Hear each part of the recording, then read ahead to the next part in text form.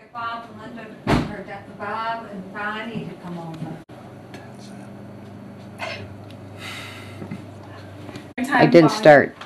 You gotta tell me when you're gonna really start. Start it and then you can jump in. Don't look at that. Okay. Many people have a hard time falling asleep and staying asleep for the whole entire night. So there's certain things you could do in order to help that.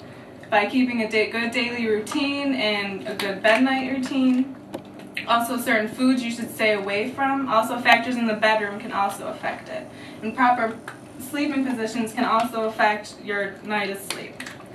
First of all, throughout the day you should wake up at the same time, generally every single day, just to keep your body regulated. You should exercise to keep yourself healthy and lose the energy that's built up inside of you. Also, you should go to bed around the same time every night. 11 o'clock is a good time because that tends to be when your body starts to recover from the daytime. Also, a big thing is you have to stay away from any sugar foods or wheat or grain foods because they tend to raise your blood sugar, and as your blood sugar raises, soon it will drop, and that'll probably be when you're sleeping, and it'll wake you up. Also, you should stay away from any liquids 2 hours before you go to bed. This will make you wake up in the middle of the night and have to use the bathroom. Also, you should stay away from alcohol, even though it's known to make you drowsy. You shouldn't, and even though it's known to make you drowsy, it's short-lived, and soon it'll wake you up in the middle of the night. And definitely it's an obvious, but you should stay away from any caffeine because that does obviously make you jittery and won't let your heart slow down in order to fall asleep. Also, some factors in your bedroom is that generally it should be dark and quiet when you try to fall asleep. So avoid having a TV in your room or even on, and if you need a TV to fall asleep, you should put a sleep timer on so eventually it'll fall or turn off. Also, your room should be below 75 degrees and above 54 degrees to make it the most comfortable. Also, you should remove the clock from your view because if you're staring at it, you keep seeing the time go by and it just makes you nervous and you just can't fall asleep because you're staring at it, so you should move it away from your view. And now we go to my diagram, which is proper sleeping positions. This is generally where you would put the pillow to make it the most comfortable. This is a side sleeper, and see she has her head at the pillow her pillow at her head, and her leg is at a slant, making her hip kind of uncomfortable. So if you bend your knees and put a pillow in between your legs, it'll keep it raised and keep it straight to make your hip comfortable. Also for the back sleeper, you should have one at your head and underneath your legs to keep it an S shape for your spine. And for the stomach sleeper, you should just have one under your abdomen and not at your head at all, so it still is an S shape. Many people suffer from sleeping disorders, so if they tend to use these, it might help, but if they really can't, you have to contact a doctor.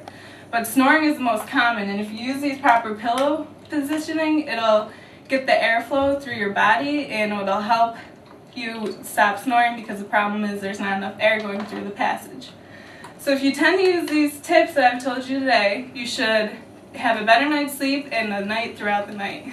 Good night's sleep throughout the night. Does anybody have any questions about what I talked about today? I do. I would like to know what would be the best sleeping position of those 3 sleeping positions. And go ahead. Is any other pillow?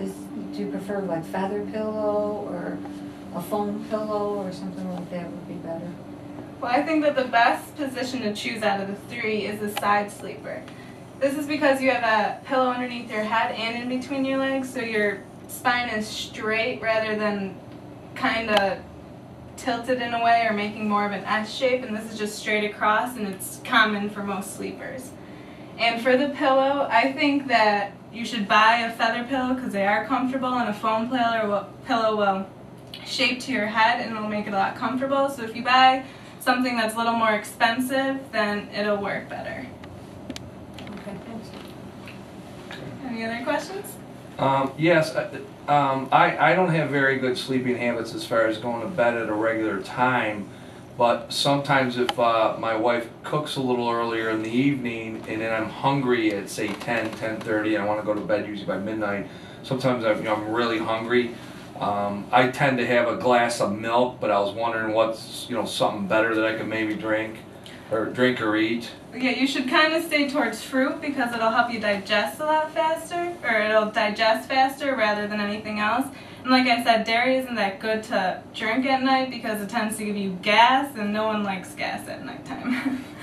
Especially your wife. Especially the one. Most fruits, or is there a certain one, maybe an apple or? Yeah, apple because it'll probably fill you more, and it's more fruit than just like a strawberry, and you eat more. So I think that an apple is good, or a peach, just one piece of fruit. It'll keep you and it'll help you it'll digest fast. I know it's healthier, but it's not as good as Chips Ahoy and milk. So. If you want to get a good night's sleep, just follow the tips that I gave you and eat fruit and stay away from dairy because it'll give you gas.